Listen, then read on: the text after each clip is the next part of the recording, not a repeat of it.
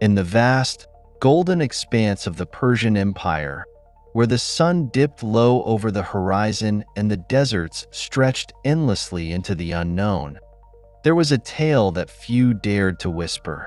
It was a tale of betrayal, of lost honor, and of a boy who faced the darkest trials of fate, only to emerge stronger than the empire that sought to destroy him. The tale begins in the grand city of Persepolis, the beating heart of the Persian Empire. The city was a marvel of the ancient world, its towering palaces and lush gardens reflecting the glory of a civilization unmatched in power and splendor. It was here, amidst the grandeur, that young Ardeshir was born, a prince, but not just any prince. He was the firstborn of Cyrus the Great, the revered king of kings, the architect of the empire.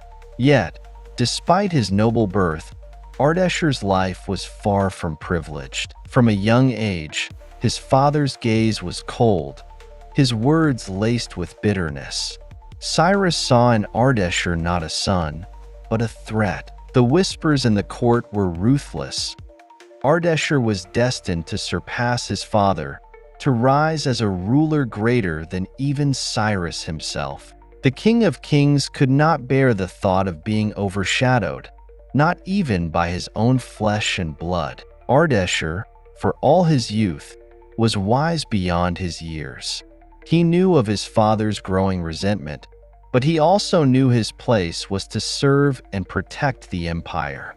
He trained rigorously, mastering the arts of war and governance, hoping that one day his father might see him as an ally, not a rival. But the more he excelled, the more Cyrus's envy grew. It was on a night shrouded in secrecy that the unthinkable plan was set in motion. Cyrus, with a heart hardened by jealousy, summoned Ardeshir under the guise of a royal decree. The young prince, ever obedient, did not question his father's orders. He rode out into the desert with a small retinue, unaware that he was being led into a deadly trap. As the sands of the Persian desert swirled around them, Cyrus's loyal soldiers, men Ardeshir had fought beside, men he trusted, turned on him. They seized him, binding his hands and dragging him deeper into the wasteland. Ardeshir struggled, demanding answers, but the soldiers remained silent, their eyes full of pity.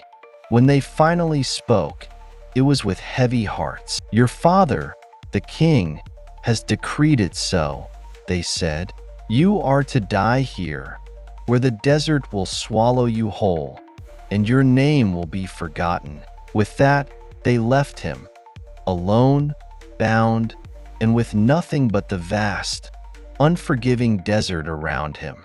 As they disappeared into the horizon, Ardeshir's heart shattered. The betrayal was more than he could bear. His own father, the man he had revered, had condemned him to die in the most desolate corner of the empire. The sun rose mercilessly over the desert, its heat beating down on Ardeshir's helpless form. He was miles from any oasis, with no water, no food, and no hope. The scorching sands burned his skin, and the unyielding sun drained his strength. Yet, as the day wore on, something stirred deep within him, an indomitable will to survive. Ardeshir wrestled with his bindings, his thoughts consumed with anger and sorrow. How could his father, the man who should have protected him, do this? But as the hours passed and the night began to fall, anger gave way to resolve. He was not just a son abandoned by his father. He was a prince of the Persian Empire. He would not die here, forgotten and alone. With every ounce of strength left in his body, Ardeshir began to crawl. His mind raced with memories of his training, of the lessons learned from the wisest men in the empire. He recalled the stories of ancient heroes who had faced impossible odds, who had overcome insurmountable challenges. If they could survive, so could he. The night brought some relief from the heat, but new dangers emerged. The desert was alive with creatures of the night, scorpions, snakes, and the ever-present threat of wild animals.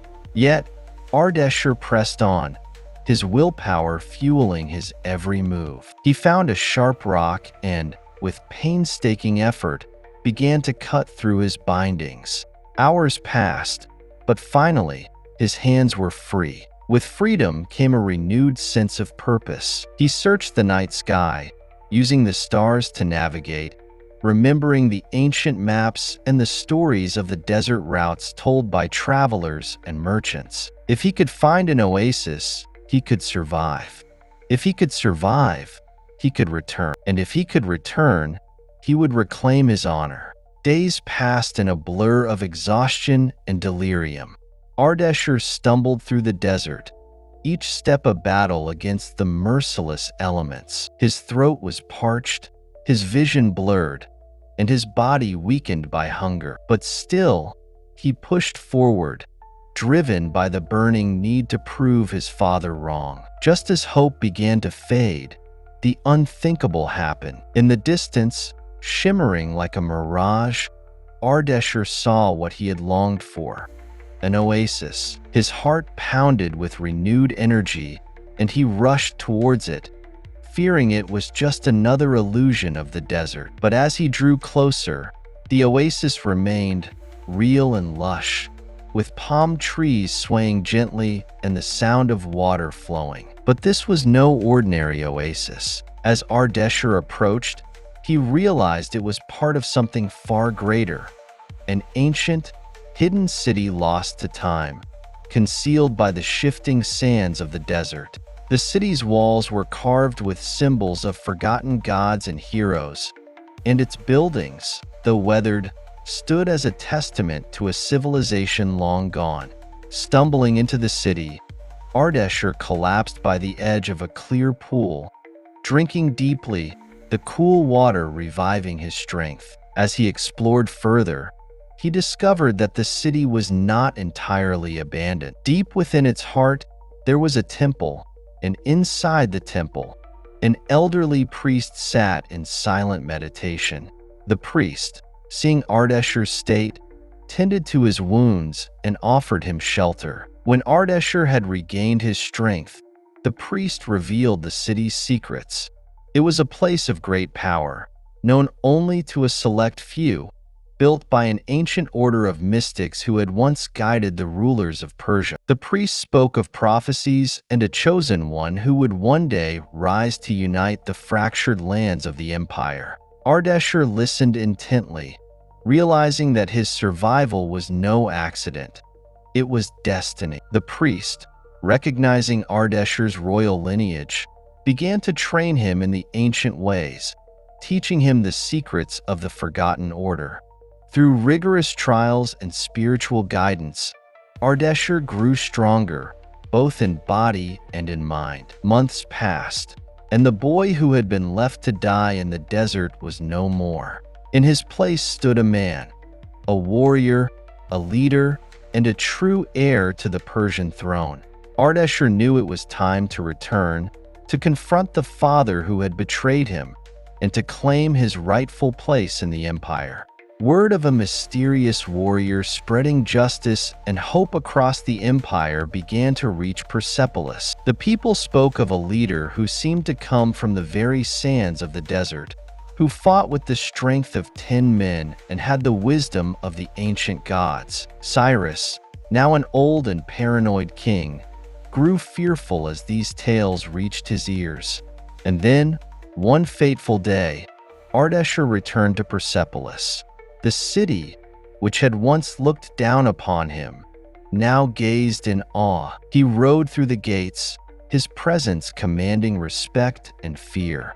The people whispered, recognizing him as the prince they had thought long dead, the son of Cyrus who had been left to die in the desert. Cyrus, seeing his son returned, was overcome with a mix of shock and terror. The King of Kings had underestimated the strength and resilience of his own blood. Ardeshir, standing before his father in the grand throne room, spoke with a voice that echoed through the halls of the palace. "I was left to die, abandoned by my own father," Ardeshir declared, his eyes burning with righteous fury.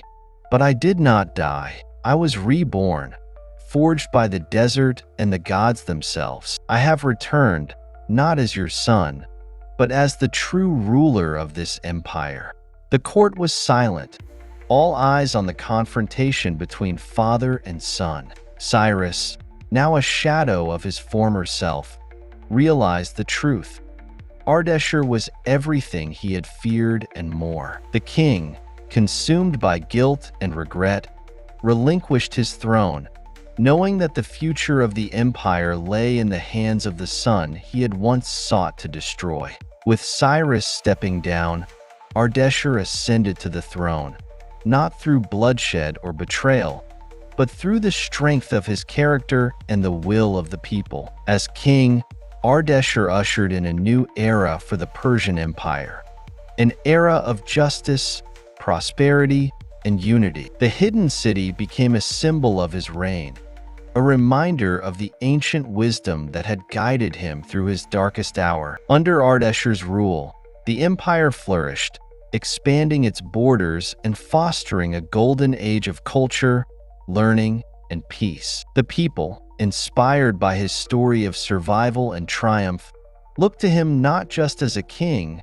but as a legend, a ruler who had defied death, embraced his destiny, and changed the course of history. And so, the tale of Ardeshir, the prince who was left to die in the desert, became a story told for generations. A story of betrayal, survival, and the unbreakable bond between a leader and his people. His legacy lived on, etched into the very fabric of the Persian Empire, a testament to the power of resilience, destiny, and the unthinkable events that can change the world. Before you go, I'd love to hear your thoughts. If you were in Ardeshir's place, what would you have done after surviving the desert? Would you seek revenge or strive to unite the empire? Share your answer in the comments below. I can't wait to see what you think. If you enjoyed this story, don't forget to give it a thumbs up.